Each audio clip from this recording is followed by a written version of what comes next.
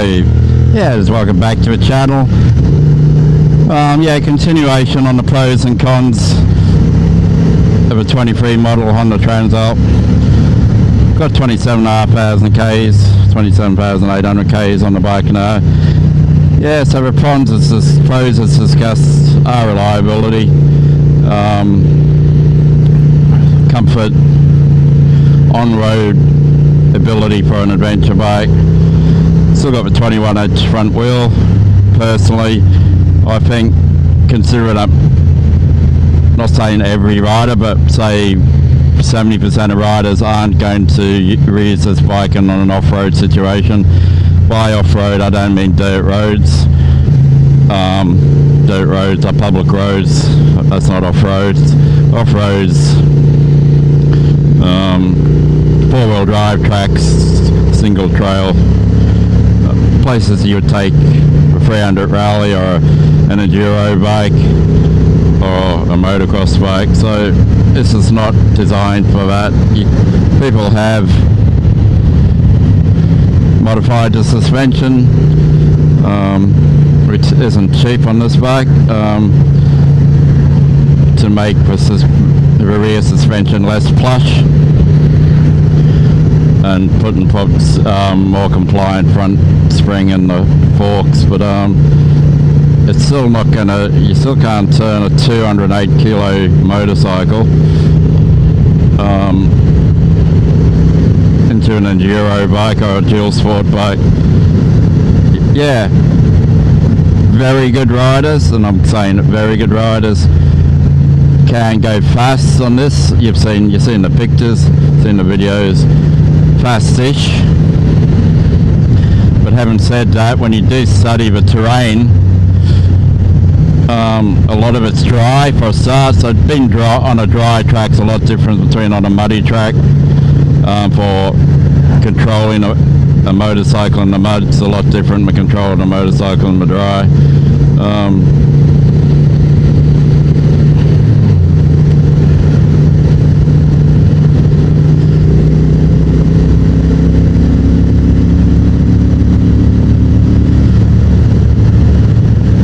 So I'm just trying to keep the speed down so you can hear me.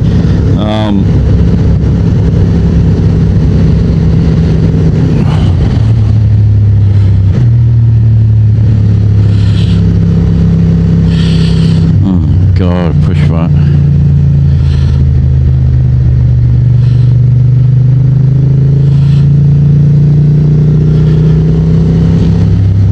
I think I've seen that cyclist like miles and miles away. I think she goes, yeah, well anyway, a long way away in both directions. It's on about 30-40 kilometers away from here and in both directions, so she gets around. Must be fit. I don't even think it's an electric bike.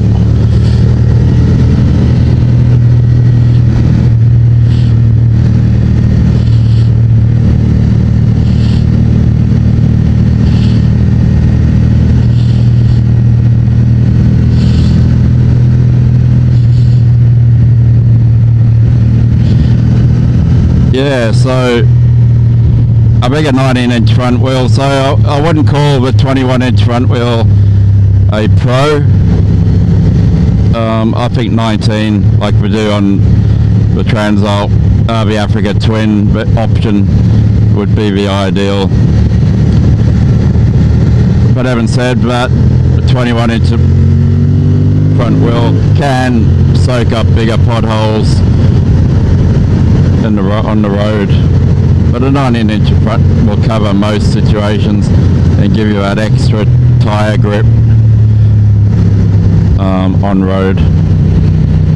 A 19-inch won't be as good as a 21 on straight off-road conditions.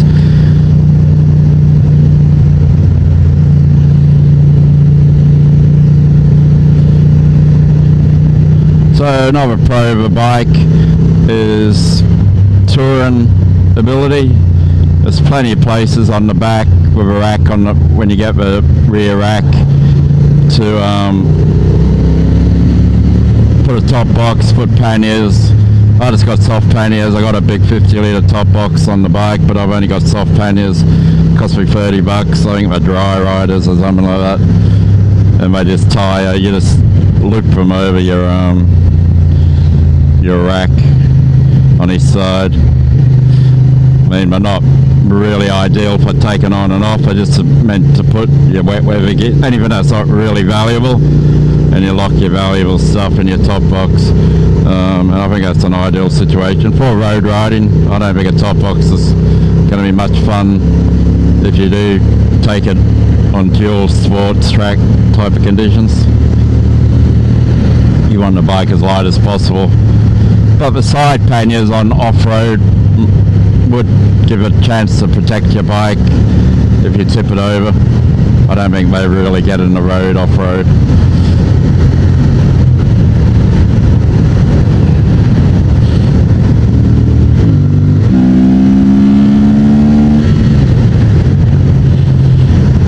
Yeah, so the bike, I'm in standard mode here, so standard mode covers most of the riding conditions. Just gotta watch out for cyclists.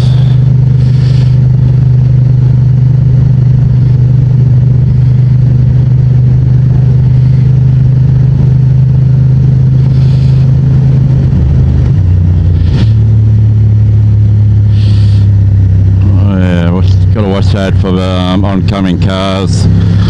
As everybody knows that's ridden back roads for any length of time, expect that you'll be dealing with people that have no clue how to keep front wheels on their side of the road. The wheels, that includes truck drivers, some truck drivers. Yeah, so in standard mode, we put it in the rain mode, which makes it the bike smooth up to 5,000. So I would say the modes on this bike are another Pro.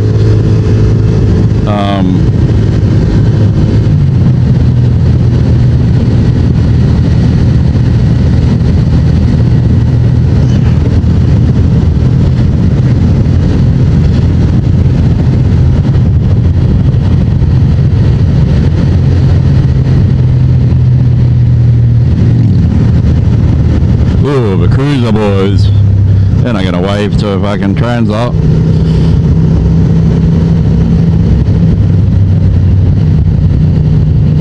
I didn't wave to him, so there you go. I think I've not. Oh no, I nodded my head. I just nod. He nodded.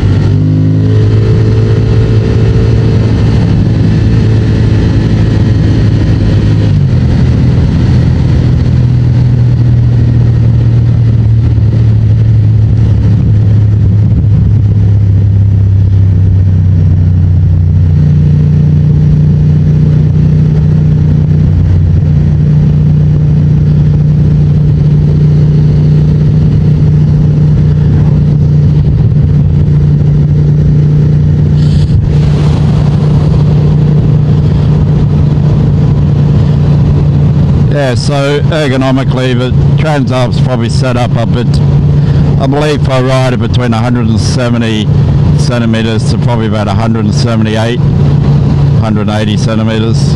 If you're a bit taller, you're probably going to have to get bar risers for standing up.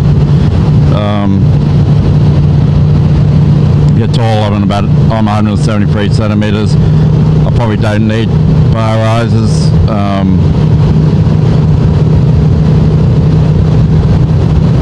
I can reach the brake lever.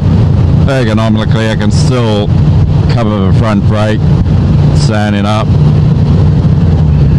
The bike is more off-road ergonomics, dual sport. It does have wider bars than your average sports tour and road bike.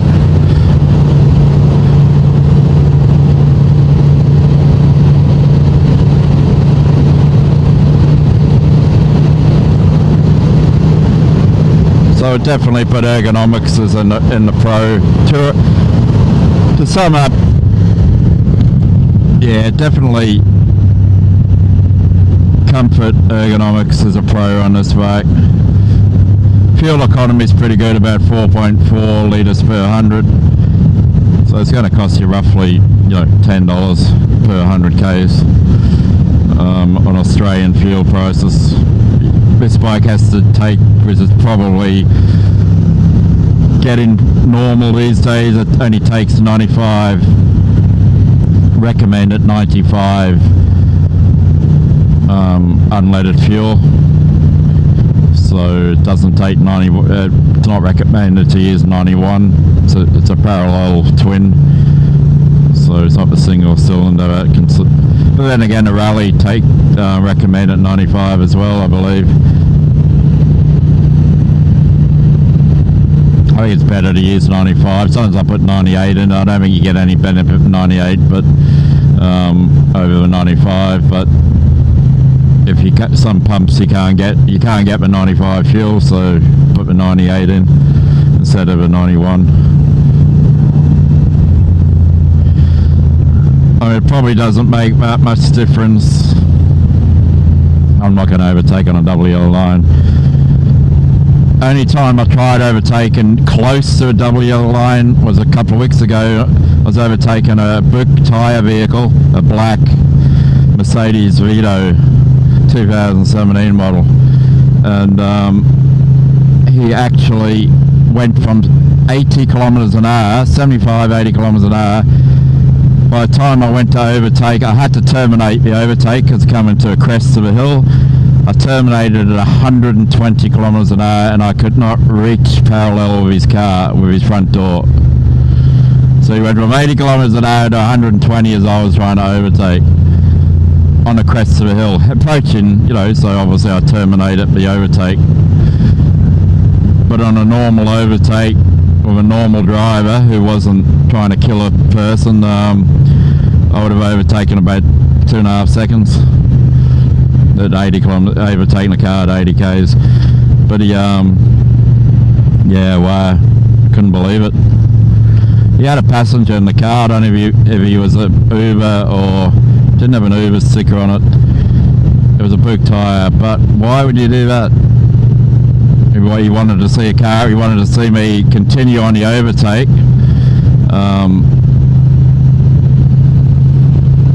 He wanted me to continue on the overtake and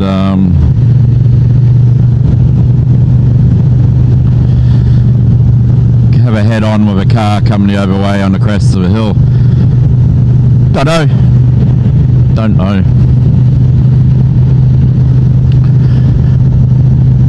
So, yeah, approaching any double yellow line, don't assume that the car in front is going to do you any favours. There might be a psychopath like this guy was.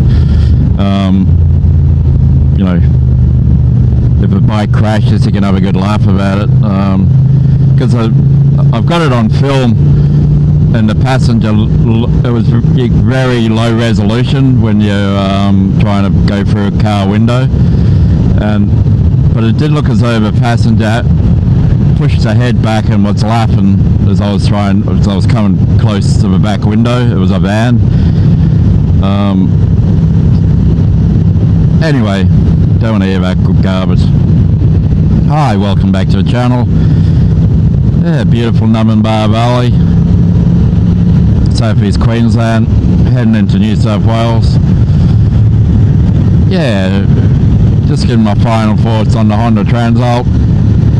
It's reliable, ergonomically comfortable, especially for riders between probably about 170 centimetres to 180 centimetres. If you're a bit shorter and you've got a short leg inseam, so I've got a leg inseam about 28 inches, so with a low seat, I can just about touch the ground, flat-footed. So I believe, with full low seat between 27 inch inseam and probably about a 34 inch inseam is what this bike it's ideal for. If you're taller, with tall inseam, long legs, over 34-inch inseam, so you got to measure inseam. You might get too much knee bend with a low seat.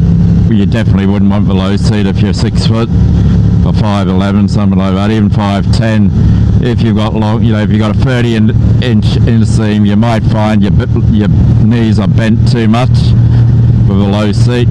And even with a tall seat, if you're over 180 centimeters, you might want to sit on the bike and just look at that bend of your knee and make sure the bike's going to be appropriate for your legs. Something to consider when you go long distances, because you can sit on this bike 4 hours at a time, stand up when you're feeling like, if you're feeling a bit fatigued in the muscles or your backside, you just stand up like this. I'm standing up, looking at the scenery, I can see through the corners a lot better standing up. I can still check my mirrors by sitting down briefly. Look, boom, checking mirrors, boom, checking mirrors, back up. I can look through the corner. You can still go reasonably quick. Standing up, doing 90 k's an hour on this, and it's a great way of getting to know your bike, where you sort of lean forward like this when you're going around the corners, if you want. If you're going at speed, and it puts a bit of weight over the front tyre. Grip the tanks, grip the petrol tank if you want, between your knees. That's why it's handy to wear adventure gear, even just normal Kevlar jeans with padding inside them. I've got bullet jeans and I've got the padding on my knee pads and on the thighs, and you can grip that tank pretty good, or you can just let it, you don't have to grip the tank on smoother roads, but I find, you feel more one with the bike when you do that, and you can lean over like this, over the front, or put your hips to the side when you're going around corners. You can do all sorts of balancing. So I'm hanging off the bike a bit, standing up here, go forward, give you that grip on the turn. It's all fun. Basically the techniques you do to slide around corners off-road, but you can apply them on-road. Or you can just sit perfectly upright, or stand just straight, bit of a bend on the knees. You don't have to do anything. But if you're going through twists, you're standing up, why not drop your right hand shoulder like here, and just introduce a bit of weight over that front. There's heaps of people.